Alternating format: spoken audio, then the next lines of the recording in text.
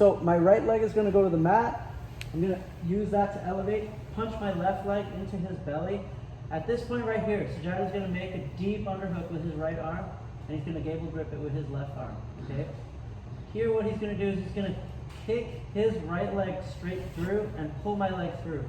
That underhook, he's gonna come up high to the ankle, and then he's gonna switch to 2-on-1, drag it across under his armpit, and he's gonna wrap my foot. If I stay here like this, there's not like a whole lot of places I can go. Okay, so what I'm gonna do here is I'm gonna switch to come up into the 50-50.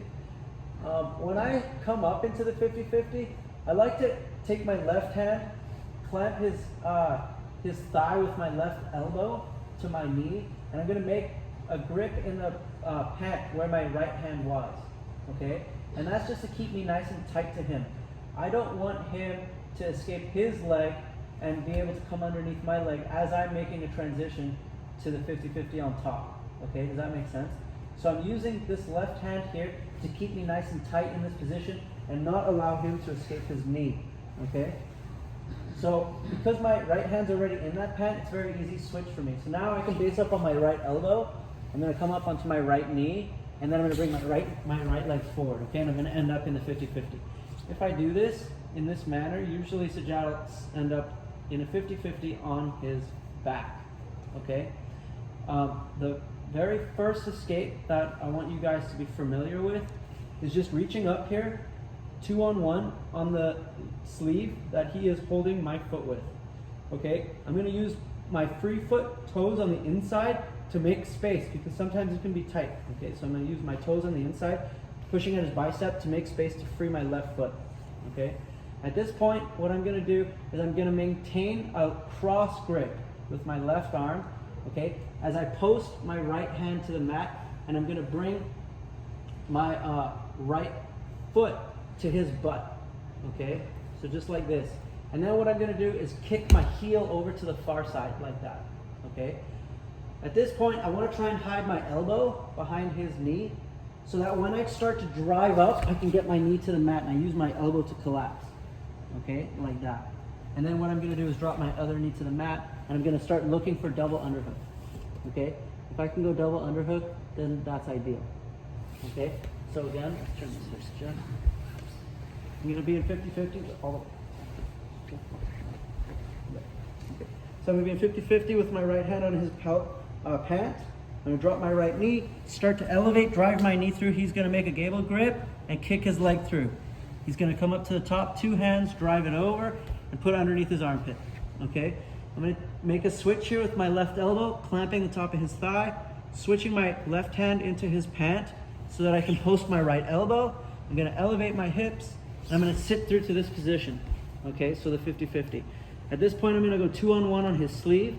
I'm gonna take my right foot, put it inside from underneath to make separation. I'm gonna give it a kick, okay? And at this point, what I'm gonna do is post my right hand, bring my right foot to his butt, kick my left foot over. I'm gonna bring my left elbow between his knee, okay? Between his knee and my hip, my left elbow, and I'm gonna drive up and I'm gonna try and squash him flat. At this point, I'm gonna search for a double underhook, okay? So let's just practice that. So here's something, all right?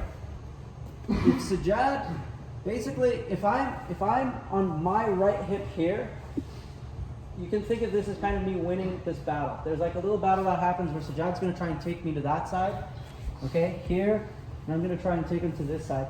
I wanna be on my right hip, turned away from him, okay? I don't wanna be turning into Sajjad like this, okay? So if you get to this position and you're way off balance like this, okay, you need to take this whole system back to this side, okay? And ideally you're sitting up and he's down for this particular technique, okay? It's much easier if you're both kind of sitting up looking at each other like this. It makes it a little bit more harder here, okay, to make that space, okay? So like push him flat, turn to your side, and then you can start working on freeing your foot, coming to this side, driving him flat, okay? Try not to stay posted here. If you stay posted here, it gives him an opportunity to underhook, and then again, drag it back up to his chest, start to push it over to the far side. It's gonna be hard with one arm to get it to the far side, but it's not gonna be hard for him to underhook it. You know what I mean? And then you're gonna be sitting here trying to pull this heel out, and then trying to drive back over. There's a little battle that happens there, okay? So try not to let that happen. Go straight to your knee if you can, force him flat. Then we're gonna go underhook, double unders. Now, to get out of this position here, sometimes what happens is it's just free, it's open, and you can just pass, okay? But a lot of times they're gonna figure four their legs at your knee, okay? Because they don't wanna just concede the sweep and the pass, okay? So a lot of times, if you have longer legs than your opponent, super simple, just stretch.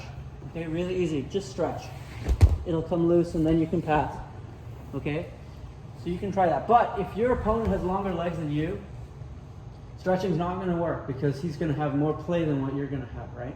So then what you need to do is you need to do a little like detanglement with your feet.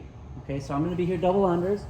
I'm gonna go like this. My non-trap leg is gonna find his bottom leg at the ankle. Okay, and I'm just gonna pin it to the mat. Okay, so my non-trap leg is gonna pin his leg at the ankle, okay?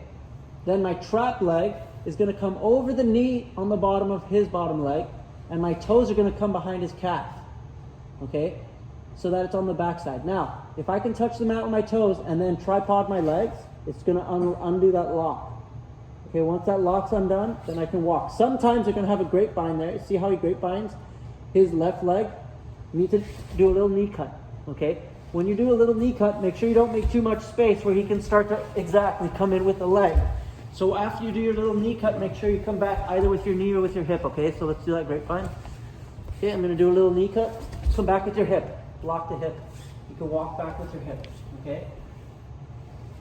All right, that was kind of like, we talked about that subject in the like more fundamental class, okay? Beat the knees, beat the hips, then beat the head. Okay, if you lose the head, don't let the knees come in, control the hips, you know, because then you're going 2 steps back instead of just 1. So again, I get to this position, he's on that side, okay? If he's on that side, what I'm gonna do here is I'm gonna put my attention on this knee. I'm gonna post my left hand, my hand is gonna come to his knee, and I'm gonna drag the system back and then come to this side.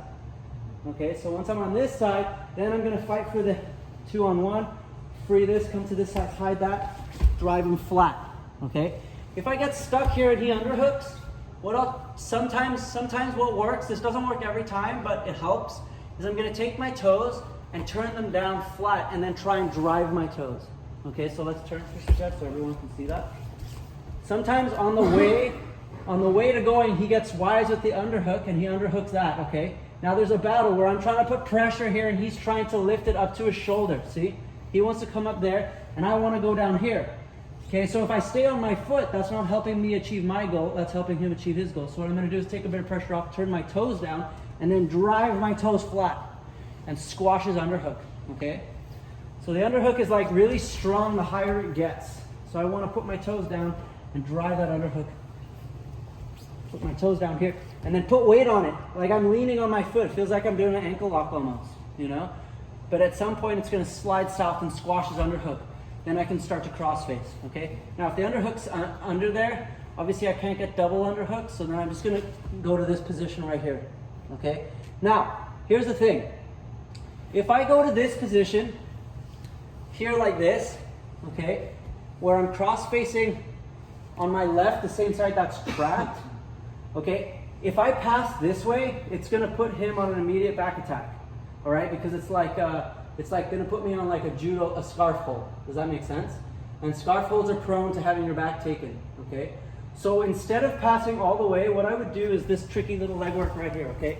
So I'm gonna do it for the camera and then I'll do it for you guys. So I'm gonna go here. This is a really great position too. It's a smash position where I twist his spine. His spine's totally out of alignment. This is a great position for me. He's not strong at all, okay? And his arm's trapped, it's a bonus. The only thing is that after I detangle his legs, okay, if I pass here, look, he's gonna be on my back. You guys see? And now I'm fighting for this position. Okay, so let's go back to Jeff. So if I trap his arm in there, I drive this foot down, and I go here to this position, okay? I'm gonna do my little leg detangle, stretch, and then what I'm gonna do, instead of passing all this way, I'm gonna replace my leg, and I'm gonna step to this side, okay? And now it means that I'm in a really great side smash position and I can go to mount. Okay? So don't make the mistake of cross-facing and passing into a scarf. Okay? If you're going to underhook the near side, detangle, step over with your legs, go to smash. And then you can go to mount, or you can go to the side, or you can even take the back. It's up to you, okay? So let's do that one more time, and then we'll try it, okay? So I get to 50-50. This is how you guys drill it. I get to 50-50. He's going to take me over to the weak side. I don't like that. I'm going to capture his knee, post my left hand, drag him all the way back over to my hip. Switch, post, okay? Find his arm, switch, hide my, drive over. He's going to underhook, okay? When he underhooks, I'm going to take my toes and drive it flat. Now the arm is trapped, okay? I can't go double underhooks because the arm's in there, so I'm going to go under, over, okay? Cross face, smash position. I'm going to do my little leg detanglement. Find the leg, wherever it is. Do my little leg detanglement. Switch, and then look, switch my hips to this side, okay? If you guys want to go to mount, all you need to do is take your left leg, pinch above his knee, and then step over to the far side, okay? Make sure when you step over to the far side, sometimes what I'll even do here is I'll even go to modified mount just because I know that he's going to try and trap my leg in half guard, okay? So again, here, side smash, knee goes down here. I'll show you what I mean. If I leave my leg where it is, as I step over to mount, he's going to go to half guard there. You guys see that? And then it's the same problem when he's on my back, right? So I don't want that. So, so I'm going to go here, step, okay? Step, and then modify. And then drive my heel underneath the thigh, and I'll be in a nice tight mount with the cross face and the arm isolated where I can start looking for S mounts and stuff like that, okay?